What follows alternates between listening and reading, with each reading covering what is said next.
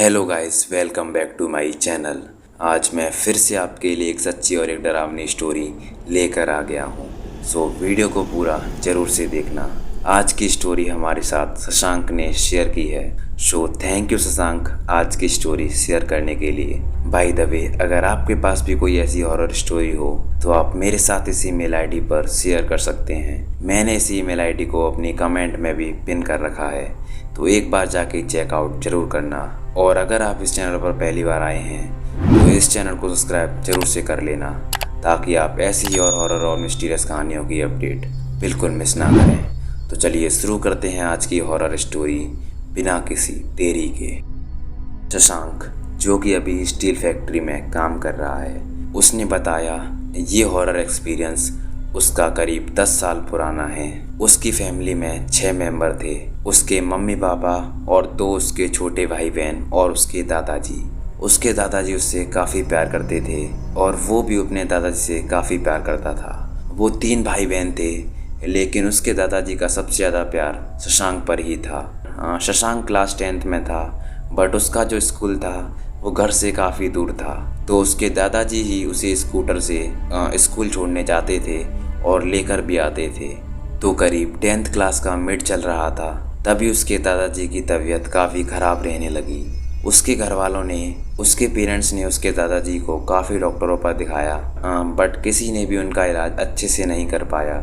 सभी डॉक्टरों ने जवाब दे दिया और बोला, हम इनकी जान तो बिल्कुल नहीं बचा सकते, इनके पास कुछ ही दिन हैं, आप इनके साथ अच्छे से रहें। तो ऐसे ही दिन पे दिन दादाजी की हालत और बिगड़ती जा रही थी। उनकी हालत दिन पे दिन काफ़ी बिगड़ती जा रही थी। तो एक दिन रात के समय शशांक अपने दादाजी के साथ बेड पर सो रहा था। तो जैसे ही सुबह होती है, शशांक तो उठ जाता है, लेकिन उसके दादाजी नहीं उठते। शशांक उन्हें उठाने की काफ़ी कोशिश करता है, और बट वो उठते ही नहीं हैं। उसने अपने मम्मी पापा को भी बुलाया, पर वो बिल्कुल हिल भी नहीं रहे थे, टस से मस भी नहीं हो रहे थे। और काफ़ी देर हो जाती है उन्हें जगाते जगाते। पानी का छिड़काव भी करते हैं, लेकिन उसके दादाजी का उठने का नाम नहीं लेते। तो उसके पापा एक डॉक्टर को बुलाते हैं, जो कि उनकी पल्स चेक करके मरा हुआ घोषित कर देता है। वो बताता है कि ये मर चुके हैं। ये खबर सुनने के बाद उसके घर में काफ़ी दुख का माहौल बन जाता है, और उसके मम्मी पापा, उसके भाई बहन काफ़ी रोने लगते हैं। बट जो शशांक था वो इस खबर को सुनकर बिल्कुल नहीं रोया। वो सदमे में जा चुका था। वो इतना डिप्रेस्ड हो चुका था कि वो किसी से बात भी नहीं कर रहा था। उसे अपने दादाजी की मौत का काफ़ी गहरा सदमा लगा था, क्योंकि अपने दादाजी से वो काफ़ी ज़्यादा प्यार करता था। शशांक ने मुझे बताया कि जब वो लोग शशांक के दादाजी को जलाने के लिए ले जा रहे थे, तभी उसे ऐसा फील हो रहा था कि उसके दादाजी मरे नहीं हैं, और वो मेरे साथ ही चल रहे हैं और पूछ रहे हैं ये लोग किसको जलाने ले जा रहे हैं, और कौन मरा है जिसको ये चिता जलाने ले जा रहे हैं। तभी जैसे ही वो लोग उन्हें चिता पर जलाने के लिए रखते हैं, शशांक ने अपने घर वालों को रोकने की काफ़ी कोशिश करी कि उनको मत जलाओ, अभी वो जिंदा हैं, मेरे दादाजी जिंदा हैं। बट किसी ने शशांक की एक भी नहीं सुनी और उनकी चिता को आग लगा दिया। बट शशांक को अब भी फील हो रहा था कि उसके दादाजी उसके साथ ही हैं। वो जैसे तैसे रो रो कर अपने घर वापस आ गया, और उसने ये बात सब अपनी मम्मी पापा को बताई। तो उसके मम्मी पापा ने सोचा कि ये अपने दादाजी से काफ़ी प्यार करता था, इसलिए थोड़ा डिप्रेस्ड होगा, कुछ दिनों में ठीक हो जाएगा। बट उन्हें क्या पता था कि इसकी ये हालत दिन पे दिन और बिगड़ती जाएगी और इसकी जान भी ले सकती है। तो उसे फील होता था कि उसके दादाजी उसके साथ हैं। वो अपने दादाजी से काफ़ी बातें करता रहता था। उसको अपने दादाजी दिखाई देते थे, बट किसी और को नहीं। उसके घर वाले सोचते थे ये पागल हो चुका है, पता नहीं किससे अपने अकेले अकेले में बातें करता रहता है। एक दिन रात के समय शशांक सो रहा था, तभी उसे छत पर से किसी धम्म से गिरने की आवाज़ आती है, और ऐसा फील होता है जैसे कोई चल रहा हो और उसे आवाज़ लगा रहा हो, शशांक इधर आओ, मैं इधर हूँ, इधर आओ।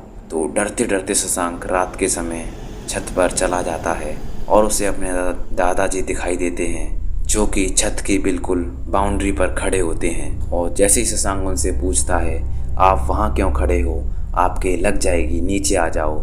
और उन्हें बचाने के लिए वो जैसे ही दौड़कर वहाँ जाता है, उसके दादाजी वहाँ से गायब हो जाते हैं। इसे देखकर वो काफ़ी डर जाता है और काफ़ी शॉक्ड भी होता है और डरते डरते नीचे वापस आकर चादर ओढ़कर सो जाता है। बट उसकी ये हालत दिन ब दिन बिगड़ती जा रही थी। अब तो उसे स्लीप पैरालिसिस भी होने लगा था। अब उसे रात को नींद में चलने की आदत हो गई थी। उसे रात को कभी कभी तो ऐसा फील होता कि कोई साया उसकी आंखों के सामने है, कोई परछाई है जो उसका पीछा कर रही है और उसे काफ़ी परेशान भी कर रही है। जो शशांक के दादाजी की आत्मा शशांक से काफ़ी प्यार करती थी, वो उसकी मौत का कारण बनने से बची। एक दिन शशांक के दादाजी छत पर ही टहल रहे थे। उनकी आत्मा टहल रही थी और शशांक उनसे मिलने वहां जाता है तो शशांक के दादाजी दौड़ते दौड़ते छत से कूद जाते हैं। तो उनके पीछे पीछे शशांक भी रात के समय उसे दिखाई नहीं देता और उनके पीछे पीछे वो छत से कूद जाता है।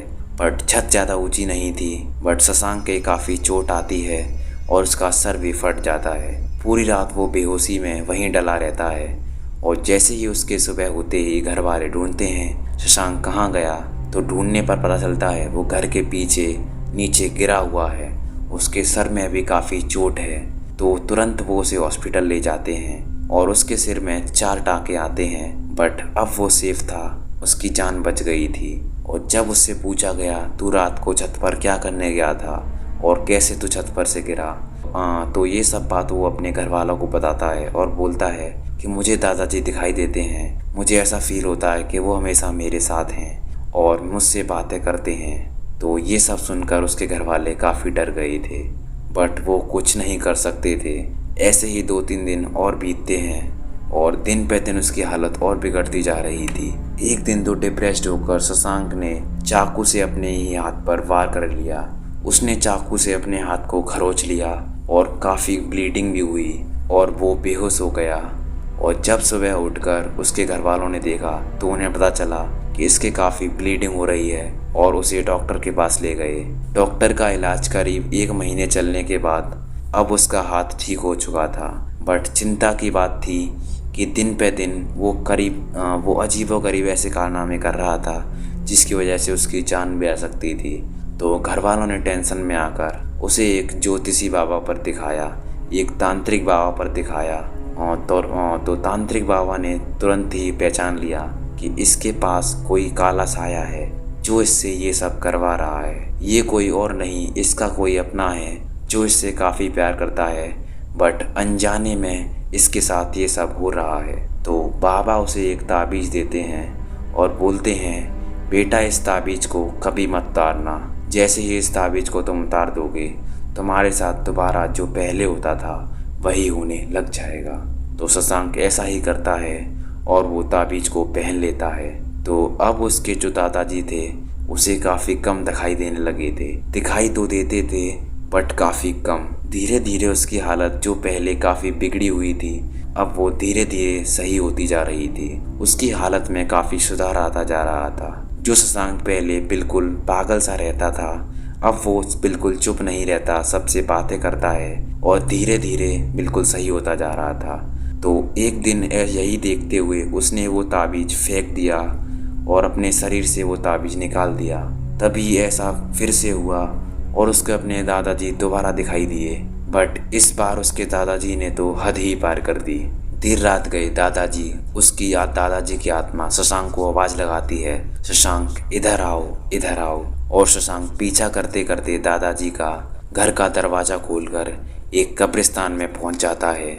और जब उसे होश आता है वो देखता है कि मैं तो कब्रिस्तान में हूँ। इसे देखकर वो काफ़ी डर जाता है और पता नहीं वहीं पर बेहोश हो जाता है। और उसके सुबह घर वाले ढूंढते हैं, तब करीब 6-7 घंटे की रिसर्च के बाद उन्हें वो मिलता है। तो फिर से वह पूछते हैं कि ये ताबीज़ तूने क्यों फेंक दिया। तो उसे लगा कि अब तो सब कुछ ठीक हो गया है, इसलिए उसने ताबीज़ फेंक दिया। तो वो फिर से बाबा के पास जाते हैं और बाबा उसे फिर से ताबीज़ देते हैं और बोलते हैं बेटा इसे भूलकर भी अपने गले से मत उतारना। तो अब उसने अपने ताबीज़ गले में पहन लिया और करीब 1 साल हो गई थी उसे अपने दादाजी दिखाई नहीं दिए और वो अब काफ़ी ठीक है और काफ़ी सेफ भी। तो बस यही थी शशांक की हॉरर स्टोरी जो कि उसने अपने आप खुद पर्सनल फील करी थी। तो अगर आपके पास भी कोई ऐसी हॉरर स्टोरी है तो आप मेरे साथ इस ईमेल आईडी पर ज़रूर से शेयर करना। मैं अगले वीडियो में आपकी स्टोरी कवर करने की पूरी कोशिश करूँगा।